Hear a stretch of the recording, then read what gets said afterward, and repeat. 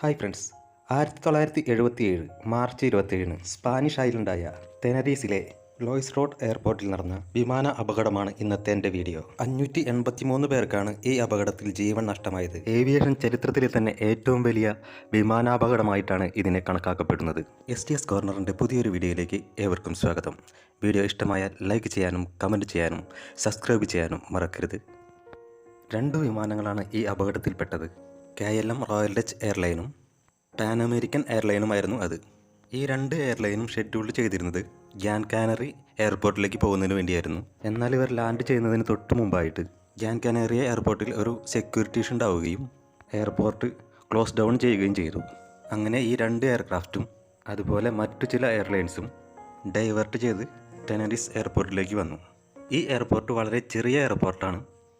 ഒരുപാട് വിമാനങ്ങൾ വന്നിറങ്ങിക്കഴിഞ്ഞാൽ അവരെയെല്ലാം അക്കോമഡേറ്റ് ചെയ്യാനുള്ള സ്പേസ് ഒന്നും അവിടെ ഉണ്ടായിരുന്നില്ല. ആകെ ഒരേ ഒരു റൺവേയും അതിനു പാരലായി കിടക്കുന്ന ഒരേ ഒരു ടാക്സി വേയും മാത്രമാണ് ആ എയർപോർട്ടിലുള്ളത്. അതുകൊണ്ട് തന്നെ ലാൻഡ് ചെയ്ത എയർക്രാഫ്റ്റുകളിൽ പലതും ടാക്സി വേയിലാണ് പാർക്ക് ചെയ്തിരുന്നത്. KLM ഫ്ലൈറ്റ് നമ്പർ 4180 അന്ന് ലാൻഡ് ചെയ്യുന്നത് ആംസ്റ്റർഡാമിൽ നിന്നുമാണ്. ഒരു ചാർട്ടേഡ് സർവീസ് ആയിരുന്നു അന്നത്തെ ഓപ്പറേഷൻ അവർ തിരഞ്ഞെടുത്തിരുന്നത്. എയർക്രാഫ്റ്റിൻ്റെ കോക്പിറ്റിലുണ്ടായിരുന്നത് വളരെ സീനിയർ കമാൻഡറായിരുന്ന ജേക്കബ് ഫാൻസാൻഡിനായിരുന്നു. അദ്ദേഹത്തിൻ്റെ കൂടെ ഫസ്റ്റ് ഓഫീസർ ഗ്ലാസേയും ഫ്ലൈറ്റ് എഞ്ചിനീയർ വില്യമുമാണ് കോക്പിറ്റിൽ ഉണ്ടായിരുന്നത്. 3 പേരും വളരെ എക്സ്പീരിയൻസ്ഡ് ആയ ആൾക്കാരായിരുന്നു. ക്യാബിനകത്തുണ്ടായിരുന്നത് 235 പാസഞ്ചറും 55 കുട്ടികളുമായിരുന്നു. 14 ക്രൂ മെമ്പേഴ്സായിരുന്നു ഫ്ലൈറ്റിലുണ്ടായിരുന്നത്. ഇതിൽ പല രാജ്യക്കാരുണ്ടായിരുന്നു. പാൻ അമേരിക്കൻ എയർലൈൻസ് 1736 ലാൻഡ് ചെയ്യുന്നത് ലോസ് ഏഞ്ചൽസിൽ നിന്നായിരുന്നു. ഇവർ ന്യൂയോർക്ക് വഴിയാണ് വന്നത്. ഈ വിമാനത്തിൻ്റെ കോക്പിറ്റിലുണ്ടായിരുന്നത് ക്യാപ്റ്റൻ വിക്ടർ ആയിരുന്നു. ക്യാപ്റ്റൻ്റെ കൂടെ first officer Robert, flight engineer George എന്നിവരാണ് കോക്പിറ്റിൽ ഉണ്ടായിരുന്നത്. ഈ 2 എയർലൈൻസും അന്നത്തെ ഓപ്പറേഷന് തിരഞ്ഞെടുത്തത് 747 സീരീസിലുള്ള എയർക്രാഫ്റ്റ് ആയിരുന്നു. ഈ 2 എയർക്രാഫ്റ്റിലെയും 2 എയർലൈൻസിലെയും ക്യാപ്റ്റൻസ് ആണെന്നുണ്ടെങ്കിൽ ഫ്ലൈറ്റ് എഞ്ചിനീയേഴ്സ് ആണെങ്കിലും 747 എയർക്രാഫ്റ്റുകളുടെ സീരീസുകളിൽ വളരെയധികം എക്സ്പീരിയൻസ് ഉള്ളവരായിരുന്നു. ഈ എയർക്രാഫ്റ്റിൻ്റെ ക്യാബിനിലുണ്ടായിരുന്നത് 380 പാസഞ്ചേഴ്സ് ആയിരുന്നു. അതിൽ 13 ക്രൂ മെമ്പേഴ്സും 2 കുട്ടികളും ഉൾപ്പെടും. കാനറി എയർപോർട്ട് ഓപ്പൺ ചെയ്യാനായി ഈ എയർക്രാഫ്റ്റുകൾ കാത്തു നിൽക്കുകയായിരുന്നു. ആ സമയത്ത് KLM എയർക്രാഫ്റ്റിൻ്റെ ക്യാപ്റ്റൻ അദ്ദേഹത്തിൻ്റെ പാസഞ്ചേഴ്സിനെ എല്ലാം ആ ഒരു എയർപോർട്ടിൽ ഡീപ്ലാൻ ചെയ്തു. എന്നിട്ട് ക്യാപ്റ്റൻ ഈ എയർക്രാഫ്റ്റിൻ്റെ റീഫ്യൂവലിംഗ് തുടങ്ങി. സാധാരണ രീതിയിൽ ഇവർ കാനറിയിൽ പോയാണ് ഇന്ധനം നിറയ്ക്കാറുള്ളത്. ക്യാപ്റ്റൻ കുറച്ച് സമയം ലാഭിക്കാൻ വേണ്ടിയിട്ട് ഇവിടെ നിന്ന് ഇന്ധനം നിറയ്ക്കാൻ തുടങ്ങി. ആവശ്യത്തിലും കൂടുതൽ ഇന്ധനമായിരുന്നു ആ വിമാനത്തിൽ നിറച്ചിരുന്നത്. അങ്ങനെ ഇന്ധനം നിറച്ചുകൊണ്ടിരിക്കുന്ന സമയത്താണ് കാനറി എയർപോർട്ട് ഓപ്പൺ ആയെന്നുള്ള മെസ്സേജ് അദ്ദേഹത്തിന് ലഭിച്ചത്. അങ്ങനെ എയർലൈൻസ് എല്ലാം തന്നെ ഡീപ്പാർച്ചറിന് റെഡി ആയിക്കൊണ്ടിരുന്നു. ബാക്കിയുള്ള എയർക്രാഫ്റ്റുകളെല്ലാം തന്നെ വളരെ ചെറിയ എയർക്രാഫ്റ്റുകളായിരുന്നു. ആ ചെറിയ എയർക്രാഫ്റ്റുകൾക്കെല്ലാം തന്നെ ടാക്സി വേയിൽ കിടന്ന് ഇന്ധനം നിറച്ചിരുന്ന ഈ വിമാനത്തിൻ്റെ അടുത്തുകൂടെ ടേക്ക് ഓഫ് ചെയ്ത് പോകാൻ പറ്റിയിരുന്നു. പക്ഷേ പാൻ അമേരിക്ക എയർലൈൻസിൻ്റെയും KLM എയർലൈൻസിൻ്റെയും 747 ജംബോ ജെറ്റ് ആയതുകൊണ്ട് തന്നെ അവർക്ക് സേഫ് ഡിസ്റ്റൻസ് കീപ്പ് ചെയ്യാൻ അധികം സ്ഥലം അവിടെ ഉണ്ടായിരുന്നില്ല. അതുകൊണ്ട് തന്നെ പാനം എയർക്രാഫ്റ്റിന് KLM എയർക്രാഫ്റ്റിൻ്റെ റീഫ്യൂവലിങ്ങും ബോർഡിങ്ങും കഴിയണമായിരുന്നു. അങ്ങനെ KLM എയർക്രാഫ്റ്റിൻ്റെ റീഫ്യൂവലിംഗ് കഴിഞ്ഞു. പാസഞ്ചേഴ്സ് എല്ലാം ബോർഡ് ചെയ്തു. അത് കഴിഞ്ഞ് ടാക്സി ചെയ്യാനുള്ള ക്ലിയറൻസ് ATCയിൽ നിന്ന് KLM എയർക്രാഫ്റ്റിന് കൊടുത്തു. അങ്ങനെ KLM എയർക്രാഫ്റ്റ് ടാക്സി ചെയ്ത് പതിയെ റൺവേ കൂടെ തന്നെയാണ് ടാക്സി ചെയ്യുന്നത്. കാരണം ഒരു ടാക്സി വേയും ഒരു റൺവേയും മാത്രമേ ഉള്ളൂ. അതുകൊണ്ട് തന്നെ ATC KLM എയർക്രാഫ്റ്റിനോട് പറഞ്ഞത് റൺവേ കൂടെ തന്നെ ടാക്സി ചെയ്ത് പോയി റൺവേയുടെ എൻഡിൽ എത്തിക്കഴിഞ്ഞാൽ 180 ഡിഗ്രി ടേൺ എടുക്കാൻ പറഞ്ഞു.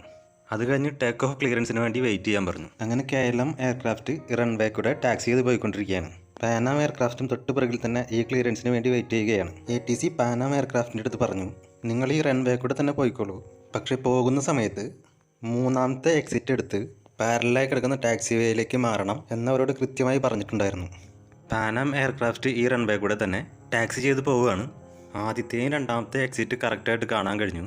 എന്നാൽ 3ാമത്തെ എക്സിറ്റ് എവിടെയാണെന്നുള്ളത് കാണാൻ ക്യാപ്റ്റന് സാധിച്ചില്ല. അത് കാണാൻ സാധിക്കാത്തതിൻ്റെ കാരണം ആ സമയത്ത് മുഴുവൻ എയർപോർട്ട് മുഴുവൻ മഞ്ഞ് വന്ന് മൂടിയിരുന്നു. മഞ്ഞ് വന്ന് മൂടിയതുകൊണ്ട് തന്നെ മാർക്കിങ്ങോ സൈനോ ഒന്നും ക്യാപ്റ്റന് കാണാൻ കഴിഞ്ഞില്ല. 3ാമത്തെ എക്സിറ്റ് അങ്ങനെ ക്യാപ്റ്റൻ മിസ് ചെയ്തു. അങ്ങനെ റൺവേ കൂടെ വിമാനം മുന്നോട്ട് പോയിക്കൊണ്ടിരിക്കുകയാണ്. അപ്പോഴേക്കും KLM എയർക്രാഫ്റ്റ് റൺവേയുടെ എൻഡിലെത്തി 180 ഡിഗ്രി ടേൺ എടുത്ത് നിൽക്കുന്നുണ്ടായിരുന്നു.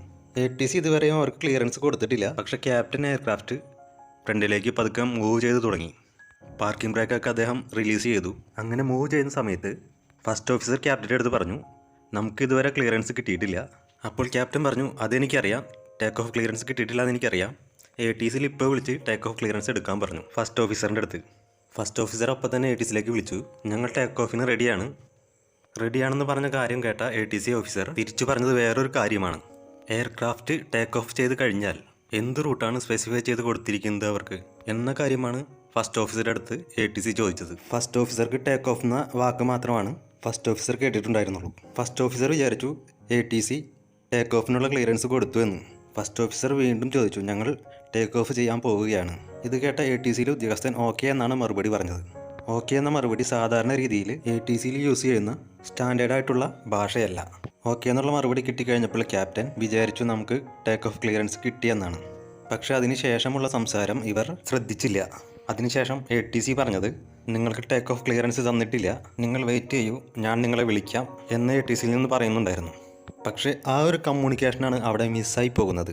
ആ കമ്മ്യൂണിക്കേഷൻ മിസ്സാവാനുള്ള കാരണം പാനാം എയർക്രാഫ്റ്റിന് ഓൾറെഡി എക്സിറ്റ് അവിടെ മിസ് ചെയ്തു. അപ്പോൾ അവരും ഈ സെയിം റേഡിയോ ഫ്രീക്വൻസിയിൽ ATCയുമായി കമ്മ്യൂണിക്കേഷൻ ചെയ്യാൻ ട്രൈ ചെയ്യുകയായിരുന്നു. അങ്ങനെ അവർ ട്രൈ ചെയ്യുന്ന സമയത്ത് നടന്ന ഈ ഒരു കമ്മ്യൂണിക്കേഷനൊക്കെ മിസ്സായി പോയി. അങ്ങനെ പാനാം എയർക്രാഫ്റ്റിൽ നിന്നും ATCയോട് പറഞ്ഞത്, ഞങ്ങളിപ്പോഴും റൺവേ കൂടെയാണ് യാത്ര ചെയ്യുന്നത്, ഈ ഒരു കമ്മ്യൂണിക്കേഷനെല്ലാം ഒരേ സമയം നടന്നതുകൊണ്ട് അതെല്ലാം അങ്ങോട്ടും ഇങ്ങോട്ടും മിക്സായി പോയി. ATC പറഞ്ഞത് KLMൻ്റെ ക്യാപ്റ്റനും കേട്ടില്ല, പാനാമിൻ്റെ ക്യാപ്റ്റൻ പറഞ്ഞത് ATCയും കേട്ടില്ല. അങ്ങനെ അവിടെ ഒരു മിസ് കമ്മ്യൂണിക്കേഷൻ ഉണ്ടാവുകയാണ്. ടേക്ക് ഓഫ് ക്ലിയറൻസ് കിട്ടിയെന്നാണ് KLMൻ്റെ ക്യാപ്റ്റൻ വിചാരിച്ചത്. അങ്ങനെ ക്യാപ്റ്റൻ ഫുൾ സ്പീഡിൽ എയർക്രാഫ്റ്റ് മുന്നിലേക്ക് ഓടിച്ചു വരികയാണ്. ടേക്ക് ഓഫ് ചെയ്യാൻ വേണ്ടി ഫുൾ സ്പീഡിൽ പോവുകയാണ്. ഇങ്ങനെ മൂവ് ചെയ്ത് വരുന്ന സമയത്താണ് പാനാം എയർക്രാഫ്റ്റിലെ ക്യാപ്റ്റൻ ഈ എയർക്രാഫ്റ്റ് കാണുന്നത്. ഈ എയർക്രാഫ്റ്റിൻ്റെ ടേക്ക് ഓഫ് ഫ്ലൈറ്റ് ആണ് ആദ്യം കാണുന്നത്, അതും മഞ്ഞിനിടയിലൂടെ. അത്രയും നേരം അദ്ദേഹത്തിന് കാണാൻ പറ്റിയിരുന്നില്ല. ATCയിൽ നിൽക്കുന്ന ആൾക്കാർക്കും ഈ എയർക്രാഫ്റ്റ് കാണാൻ കഴിഞ്ഞിരുന്നില്ല, കാരണം ഭയങ്കര മഞ്ഞായിരുന്നു. അങ്ങനെ രണ്ട് എയർക്രാഫ്റ്റും മൂവ് ചെയ്ത് അടുത്ത് വന്ന സമയത്ത് പാനാം എയർക്രാഫ്റ്റിലെ ക്യാപ്റ്റൻ ഈ ഒരു കൂട്ടിമുട്ടൽ ഒഴിവാക്കുന്നതിന് വേണ്ടിയിട്ട് വിമാനം ഇടതുവശത്തേക്ക് തിരിച്ചു. ഇടതുവശത്തേക്ക് ടേൺ ചെയ്തെങ്കിലും KLMൻ്റെ എയർക്രാഫ്റ്റ് ഫുൾ സ്പീഡിൽ വരുന്നതുകൊണ്ട് തന്നെ ക്യാപ്റ്റൻ അത് നിർത്താൻ പറ്റിയില്ല. ക്യാപ്റ്റൻ അങ്ങനെ പാനാം എയർക്രാഫ്റ്റിൻ്റെ തൊട്ട് മുകളിലൂടെ ടേക്ക് ഓഫ് ചെയ്ത് പോകാൻ വേണ്ടി ഗ്രൗണ്ടിൽ നിന്ന് എയർക്രാഫ്റ്റ് ലിഫ്റ്റ് ചെയ്തു.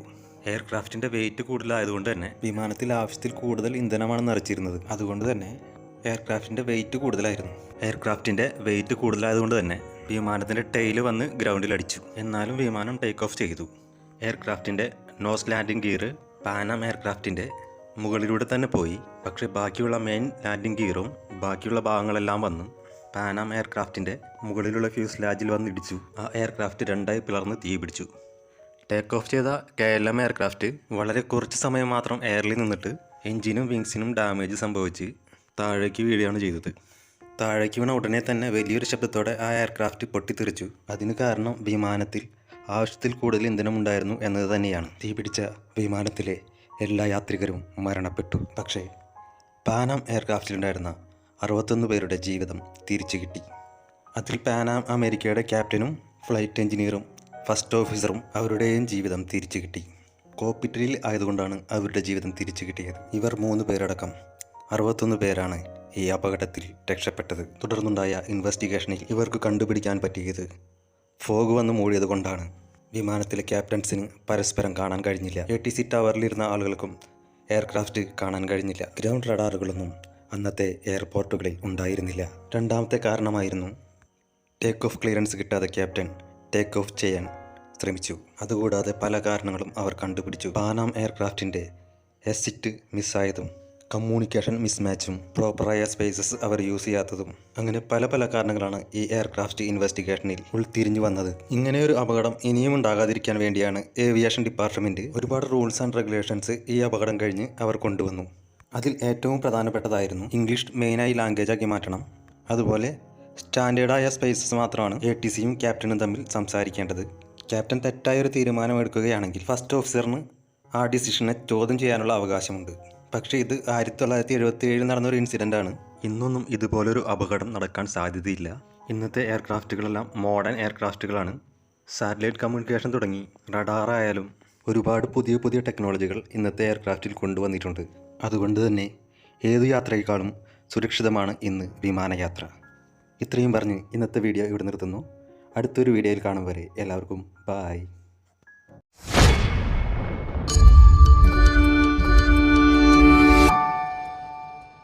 Tell me pretty lies, look me in the face, tell me that you love me, even if it's fake.